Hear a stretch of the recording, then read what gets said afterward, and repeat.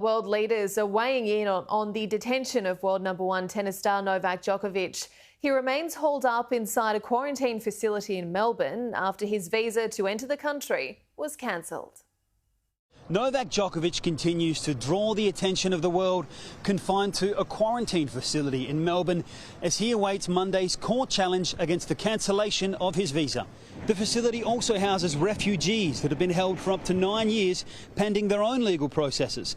Outside is a mix of refugee advocates, anti-vaccine passport protesters and the local Serbian community. Different sides of politics, but sharing one message, that the Australian government has gone too far.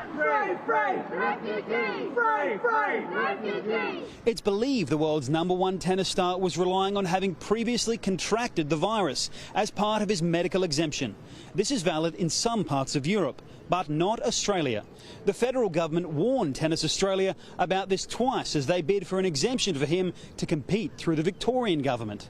That message didn't get through. If it's determined that is what he said was not the facts, then he's right up there with Johnny Depp, isn't he? He's just got to understand that you've been graced by God with a certain talent, but that certain talent does not rise above the sovereign rights of other nations to determine who comes into their country or not. That was correspondence between the Commonwealth Government and Tennis Australia. I'm advised that the Victorian Government or members of the Victorian Government hadn't seen that correspondence. The opposition says it should have never got this far. This is the same government that was prepared to tell its citizens that they'd be jailed if they came from India last year, but granted a visa to Mr Djokovic. It was clear what his position was. How is it that a visa was ever granted in the first place?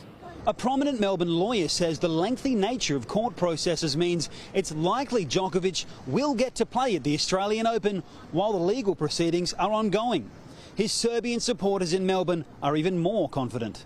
I do think he'll play.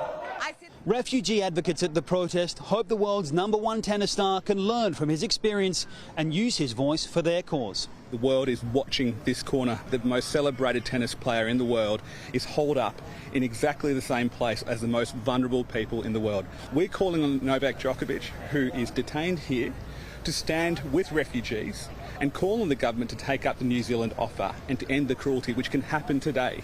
Authorities in Serbia are pushing for Djokovic to be removed from the facility. The Australian ambassador to Belgrade was summoned to meet the country's foreign secretary, but Djokovic remains here for now.